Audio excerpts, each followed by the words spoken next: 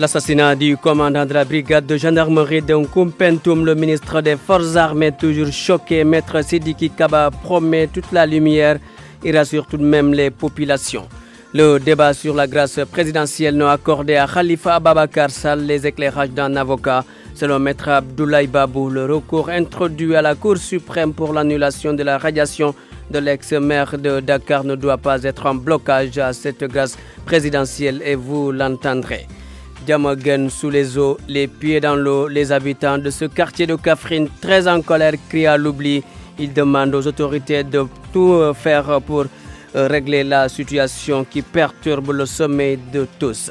Vous êtes collectivité territoriale, vous gérez dans la transparence en faisant de la reddition des comptes une préoccupation. Le message est pour vous. Le prix d'excellence du leadership local lancé.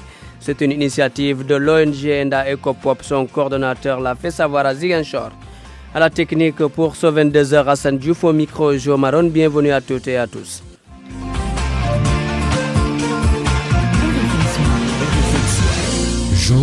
L'assassinat du commandant de la brigade de gendarmerie de Kumpentum, Tamsir Sané. Maître Sidiki Kabaki rassure et promet toute la lumière. Le ministre des Forces armées qui était à Tambacounda a dénoncé ce qu'il appelle un acte lâche commis sur un gendarme, Moussa Omar Gueye.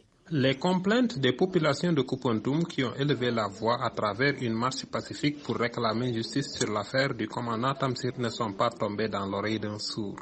Le ministre des Forces armées, Maître Sidiki Kaba, rassure. Nous avions dit que ceux qui ont commis ce crime odieux, qu'ils allaient être arrêtés, ils ont été arrêtés le plus rapidement. Aujourd'hui, ils sont dans les mains de la justice. Nous disons que justice sera faite au commandant de zone Tamsir Sané, qui a été un gendarme modèle et qui a été un gendarme rigoureux, avec le sens du devoir et le sens du professionnalisme et aussi le sens du sacrifice. Présidé par le gouverneur Omar Mamadou Baldé, assisté par le commandant de la zone militaire et le commandant de la Légion gendarmerie Est Tambacounda Kédougou, le comité régional de la sécurité veille au grain et compte ne ménager aucun effort pour le renforcement de la sécurité. Il faut aussi rappeler que ce qui vient de se passer ici à Tambacounda, particulièrement à Kumpentum, je voudrais féliciter monsieur le gouverneur pour la rapidité de l'action coordonnée qu'il a eu à faire avec les forces de sécurité et de défense. Nous devons féliciter le haut commandant de la gendarmerie nationale et directeur de la justice militaire. En définitive, le ministre des Forces armées, Maître Sidiki Kaba, exhorte les populations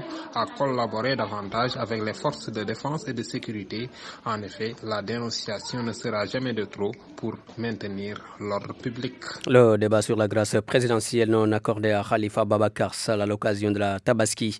Les précisions de Maître Abdoulaye Babou, selon l'avocat, cela ne peut nullement être lié au recours introduit à la Cour suprême pour l'annulation de sa radiation de la liste des députés. À son avis, ce dossier ne peut pas être source de blocage à une grâce parce que nous concernant la condamnation de l'ex-maire de Dakar. Maître Abdoulaye Babou avec Georges Déthiédio. Le recours de M. Khalifa Sall à la Cour suprême pour contester sa radiation de député ne peut pas être une raison pour réfuter sa grâce. Ce n'est même pas le même domaine juridique. En deux mots, la grâce, c'est d'abord une condamnation définitive. Et maintenant, on dit que le chef de l'État a un droit de greffier, ça veut dire une remise de peine. Pour maintenant le statut de député, il ne s'agit pas de cela. Il s'agit tout simplement de remettre Khalifa Sall dans ses droits d'être député ou pas. Ça n'a rien à voir. Ce n'est même pas le même domaine juridique. Par contre, il faut voir si Khalifa Sall a encore introduit un rabat d'arrêt au niveau de la Cour suprême pour voir remettre en cause ses condamnations pénales. Là, ce serait une cause. Parce que tant que la procédure continue, tant qu'il n'y a pas de condamnation définitive, il y a toujours la présomption d'innocence. Donc, je suis formel.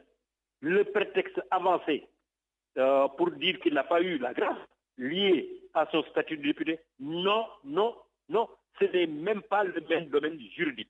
Ça, donc, c'est autre chose, mais ce n'est pas le même domaine juridique. Mais toutefois, regardez si Khalifa encore a un rabat d'arrêt en cours ou pas. Pour moi, RFM, c'est la radio de la réactivité. RFM, partout, tout le temps. C'est l'inquiétude à Diamaguène, en quartier de Kaffrine. Il est envahi par les eaux des pluies qui ont détruit les travaux de canalisation entamés. Les populations, face à la situation sans solution aucune, demandent aux autorités de prendre très au sérieux le problème. Kaffrine Omar Ndiaye.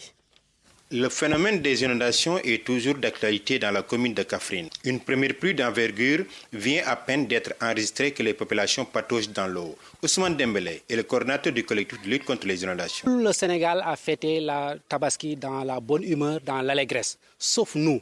Vous nous voyez en train de patauger aujourd'hui encore dans l'eau. Elle est indescriptible cette situation. Nous avons tapé du poing sur la table pour alerter le gouvernement. Mais toujours le gouvernement fait la sourde oreille. Regardez la situation dans laquelle Kaffrine fête la Tabaski aujourd'hui. C'est inadmissible. Pourtant, des travaux de canalisation ont été entamés, mais ces canalisations ont plutôt mis en danger la vie des populations parce qu'elles ont été détruites. Ibrahim Sen, habitant de Diamaguène Centre. Il y a des dégâts qui sont constatés. Et cette fois-ci, quand même, il y a une spécificité.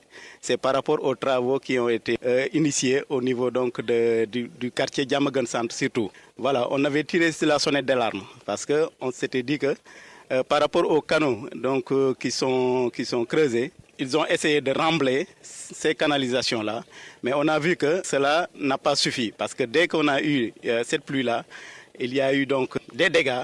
N'eût été donc la clairvoyance des populations, il y aurait le pire. Une situation catastrophique. Les populations de Kaffrine crient ras-le-bol face à ces situations récurrentes. Elles demandent aux autorités de prendre au sérieux cette vieille doléance. Cela doit s'arrêter. Le gouvernement doit penser à nous. Nous avons tapé du poing sur la table, nous avons crié, nous avons même supplié le gouvernement pour qu'il nous assiste. Jusqu'à présent, rien n'est fait. Qu'est-ce que nous allons faire? Nous allons tout simplement constater que ce gouvernement-là, avec M. Macky Sall à la tête, ils ont une mauvaise volonté politique pour cette ville de Kaffrine. 26 ans que Kaffrine est confrontée aux inondations et toujours pas de solution. Kaffrine, Omar Ndiaye, RFM. Ce lotissement a polémique dans la commune de Niaguis. Il oppose la mairie aux populations. Le gouverneur de la région de Ziguinchor qui joue une médiation pour réconcilier les deux parties. C'était au cours d'une rencontre à laquelle des élus, services techniques et promoteurs immobiliers ont pris part. Le gouverneur de Ziguinchor s'appelle Guedjouf, interrogé par Laminba. Les échanges qu'on a eus ont permis véritablement de cerner deux problèmes. Le premier problème, c'est véritablement une incompréhension par rapport au pourcentage réservé aux équipements et à la voirie. Au départ, les populations semblaient comprendre 30% réservés à ces équipements-là.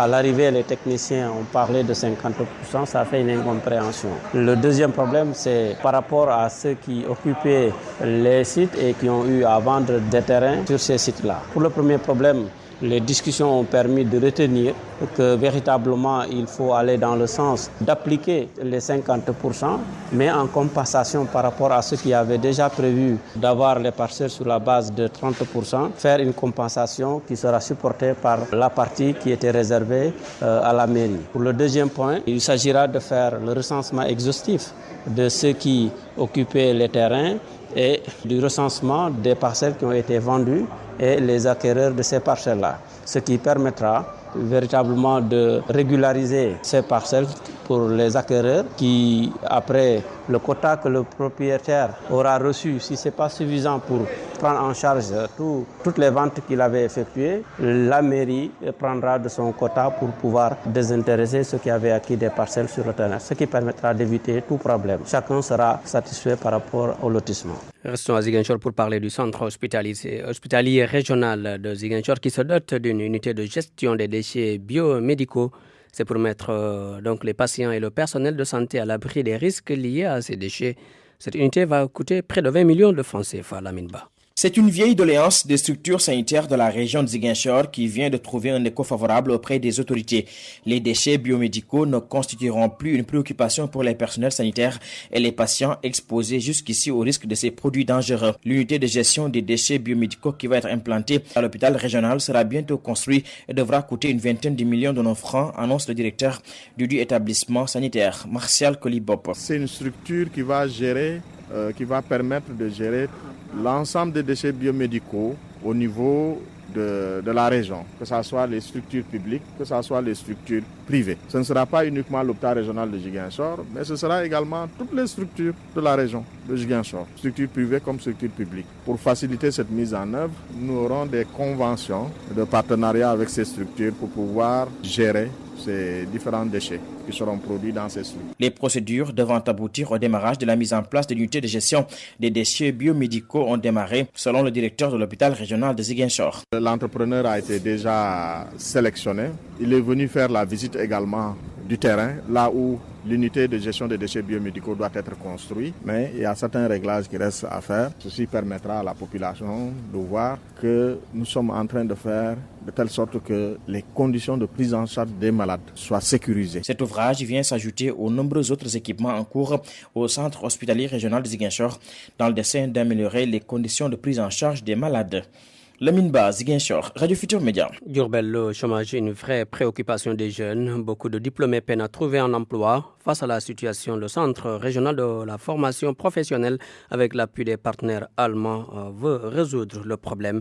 Babacar Diouf. À Diourbel, malgré la multiplication des formations parfois diplômantes, les jeunes sont encore restés oisifs. Aucun espoir pour eux d'être recrutés dans une entreprise.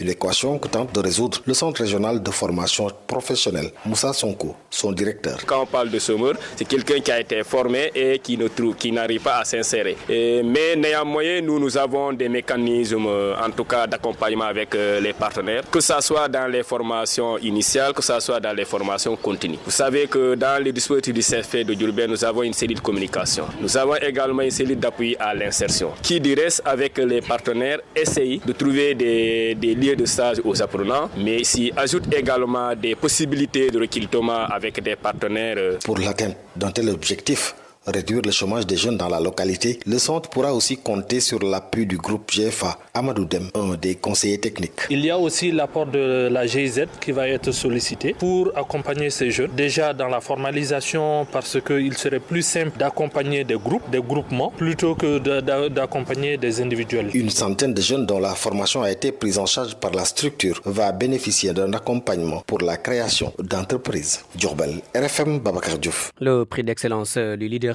local, il a été lancé par Enda Ecopop pour récompenser les collectivités territoriales les plus distinguées dans les bonnes pratiques et l'innovation, les secteurs ciblés par la compétition, la transparence, la reddition des comptes, l'inclusion des couches vulnérables, entre autres. Le coordonnateur de l'ONG Enda Ecopop, Bachir Kanouté, avec Lamine Ba. Ce prix est dans sa deuxième édition. L'année dernière, on avait organisé la première édition. Son objectif, c'est de primer l'excellence dans la gouvernance territoriale. Nous avons accompagné le ministère de la gouvernance territoriale pour organiser la première édition l'année dernière. Le ministère avait demandé que l'événement soit institutionnalisé. Ce prix s'adresse aux différents acteurs qui impulsent la décentralisation au Sénégal. Alors, pour les collectivités, il y a 6 catégories. C'est la participation et l'engagement citoyen, c'est la première catégorie. La deuxième catégorie portera sur la transparence et la reddition des comptes. La troisième catégorie portera sur l'efficacité et l'efficience budgétaire, notamment tous ceux qui mènent des stratégies pour mobiliser des ressources pour les collectivités territoriales. La quatrième catégorie portera sur l'inclusion, l'égalité et l'équité, tous ceux qui mènent des initiatives pour la participation des enfants dans la gouvernance locale, pour la participation des femmes dans la gouvernance locale. La cinquième catégorie portera sur la solidarité avec les groupes vulnérables. Et la dernière catégorie portera sur la territorialisation des politiques publiques, notamment les politiques au niveau national, comment les collectivités territoriales s'en approprient et comment est-ce qu'ils peuvent le traduire en politique locale. RFM, l'info, c'est ici. L'info, c'est ici. PASTEF, les patriotes pour une discrimination positive des zones qui ont pris du retard au Sénégal. Un des cadres de PASTEF, Bassirou Diomaye Faye, en tournée à Ziguinchor, dit constater un oubli des zones périphériques du pays par l'État central. Écoutez Bassirou Diomaye Faye. Quand on rentre un peu à l'intérieur du pays, partout au Sénégal, ce n'est pas une spécificité de la Casamance. Ce qu'on remarque, c'est un certain délaissement, ou un délaissement certain, j'allais dire, de ces populations-là, de la part de l'État central. Et je pense que quand même l'histoire devrait enseigner à ce qu'une discrimination, même positive, puisse être instaurée entre ces zones-là qui ont pris du retard par rapport à la capitale macrocéphalique qui est Dakar et même les villes périphériques comme Thiès ou autres, et qu'on puisse permettre à ces populations-là d'avoir l'opportunité de relever un tout petit peu leur niveau de vie, leur niveau d'existence et les conditions dans lesquelles ils étudient, vivent, etc. C'est à la fois des conditions sécuritaires mais aussi des conditions d'existence sociale banales. Et c'est comme ça avec toutes les potentialités dont regorge la zone. Quand vous passez à Ziguinchor, dans la Casamance naturelle, Mais vous vous dites, mais comment a-t-on pu laisser cette région-là plonger dans une sorte de chaos de précarité qui semble à la limite irrattrapable, alors qu'il suffit de peu d'efforts pour que tout le monde se hisse à un niveau d'existence sociale extrêmement appréciable et qu'on mette fin à l'exode rural. RFM Sport.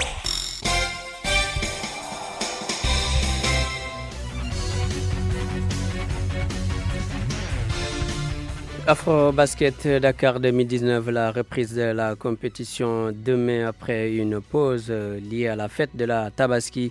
16h Cameroun-Nigeria, à 19h Égypte-Sénégal.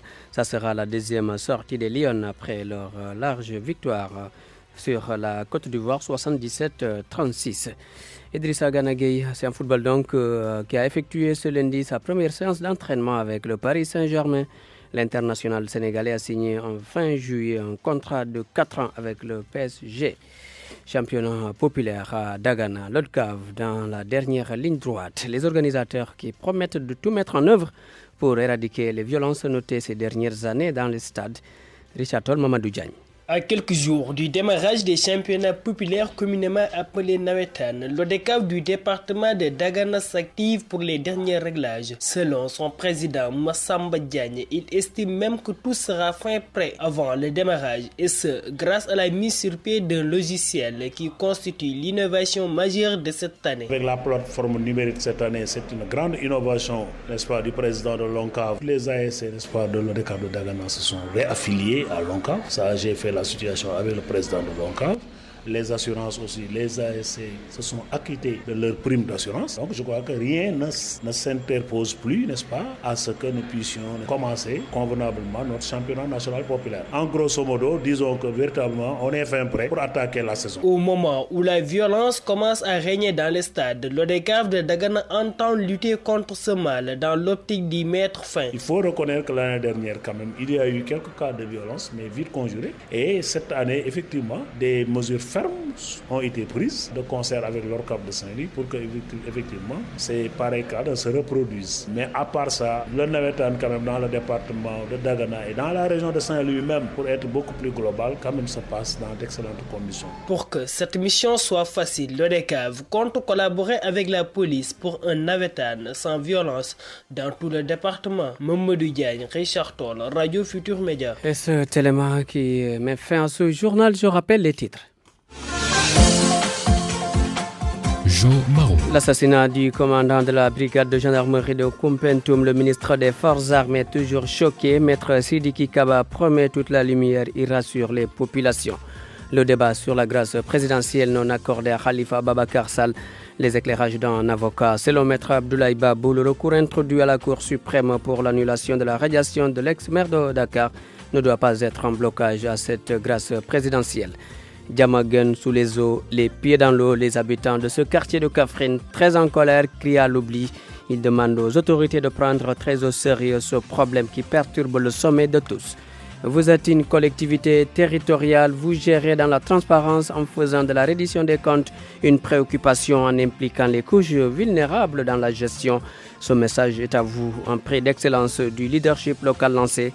C'est une initiative de l'ONG Enda Ecopop, son coordonnateur l'a fait savoir à Ziguinchor.